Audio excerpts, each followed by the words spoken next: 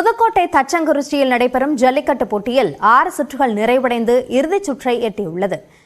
இறுதிச் சுற்று விறுவிறுப்பாக நடைபெற்று வருகிறது. கூடுதல் விவரங்களோடு இணைக்கிறார் செய்தியாளர் ஹரி. ஹரி, தற்போது இறுதிச் சுற்று நடைபெற்று வருகிறது. இதுவரைக்கும் எவ்வளவு பேர் இதில் பங்கேற்றிருக்கிறார்கள்? தற்போது போட்டி எந்த அளவிற்கு விறுவிறுப்பாக நடைபெற்று வருகிறது? விவரங்களை பதிவு செய்யுங்கள்.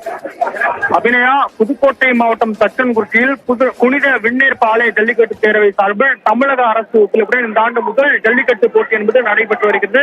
காலை 8 மணிக்கு தொடங்கிய போட்டி என்பது தற்பொழுது வரை விறுவிறுப்பாக நடைபெற்றுக் கொண்டிருக்கிறது. கடும் வெயிலையும் பொருட்படுத்தாமல் பொதுமக்கள் போட்டி ஆர்வமுடன் கண்டுகளித்து வருகின்றார்கள். முதல் சுற்றை பொறுத்தவரை மொத்தம் 27 வீரர்கள் களமிறக்கப்பட்டார்கள்.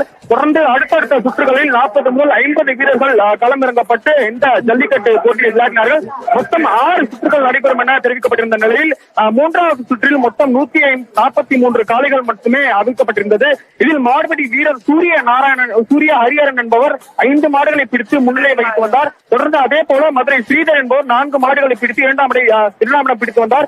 அடுத்தடுத்த சுற்றுகளில் சில சூரிய ஹரிஹரனை பின்னுக்கு தள்ளிய மதுரை ஸ்ரீதர் 5 மாடுகளை பிடித்து முன்னிலை வகித்து வந்தார். இதற்கிடையில் தமிழக முன்னாள் அமைச்சர் சி விஜயபாஸ்கர் வருகை தந்து இந்த போட்டியை சிறிது நேரம் கண்டுகளித்து சென்றார்.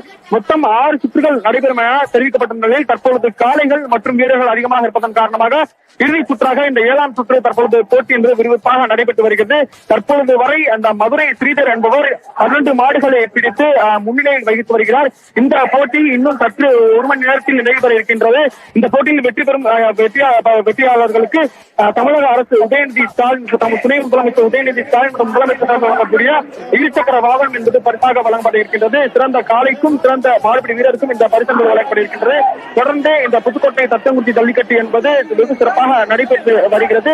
இதில் இந்த ஜல்லிக்கட்டு போட்டியை பொறுத்தவரை மொத்தமாக இதுவரை 31 பேர் காயமடைந்திருக்கிறார்கள். தொடர்ந்து 4 பேர் மேல் சிகிச்சைக்காக தஞ்சை அரசு மருத்துவமனைக்கு அழைத்துச் செல்லப்பட்டிருக்கிறார்கள். அபிநயா, கூடுதல் விவரங்களுக்கு நன்றி ஹரிகிருஷ்ணன். நல்லா பிடிக்கணும். ஒரு மட்டும் மாடு பிடிக்கணும். வீரர் பறக்க ஊசி இருந்தாலும் முடியல. வீர ஜெயிச்சார்.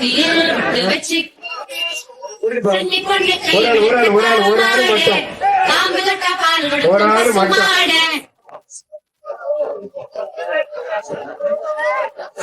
தம்பி கால தூக்கி